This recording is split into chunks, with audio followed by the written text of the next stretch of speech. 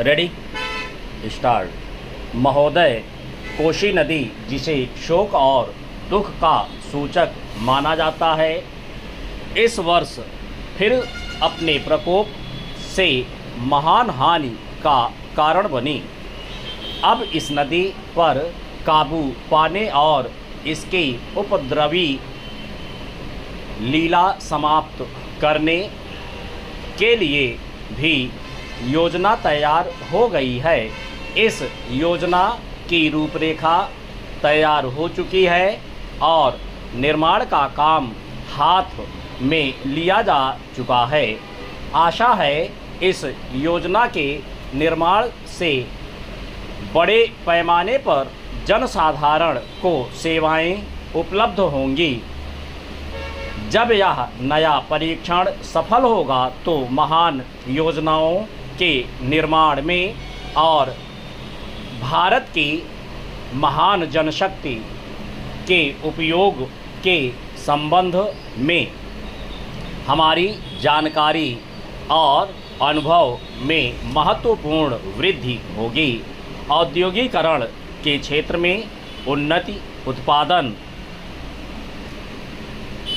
और अधिक वृद्धि और भारत की प्रति व्यक्ति आय में वृद्धि विचाराधीन वर्ष की कुछ महत्वपूर्ण बातें हैं।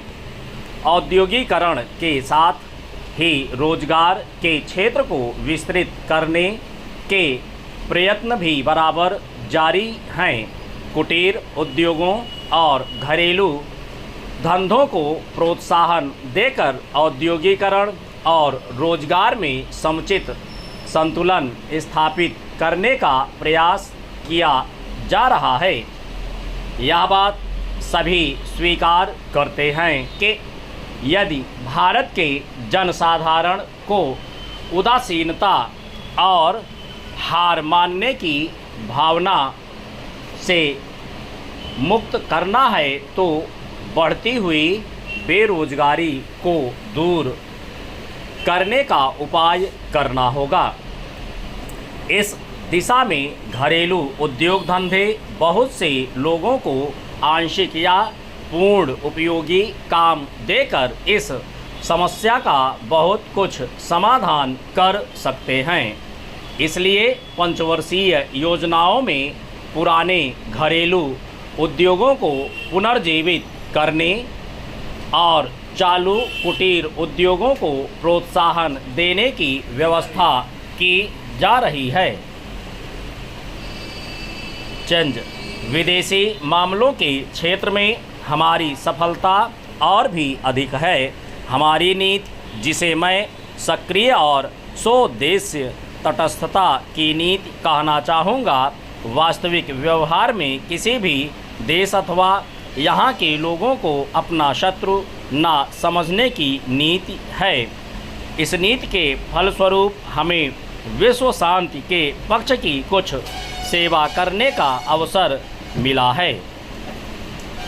हम प्रसन्न और आभारी हैं कि संसार के राष्ट्रों में भारत का स्थान इतना ऊंचा है। इंडो चीन निरीक्षण और नियंत्रण अंतर्राष्ट्रीय आयोग की अध्यक्षता हमने स्वेच्छा से स्वीकार की है और हमारे नागरिक यथासाध्य उस देश में शांतिपूर्ण निर्वाचन संबंधी समस्याओं का सामना कर रहे हैं। हम सभी राष्ट्रीय अथवा अंतर्राष्ट्रीय समस्याओं का निपटारा शांतिपूर्ण ढंग से चाहते हैं। मुझे बहुत प्रसन्नता है कि भारत में फ्रांसीसी बस्तियों की समस्या शांति और सद्भावना के वातावरण में सुलझ सकी है। शांतिपूर्ण प्रणाली की सफलता का वह एक महत्वपूर्ण उदाहरण है। दुर्भाग्य से भारत में पुर्तगाली बस्तियों की ऐसी ही समस्या को सुलझाने की दिशा में प्रगति नहीं की जा सकी। मैं आशा करता हूं कि पुर्तगाल इन बस्तियों में रहने वाले लोगों के स्वाधीनता के अधिकार को स्वीकार करेगा और फ्रांस ब्रिटेन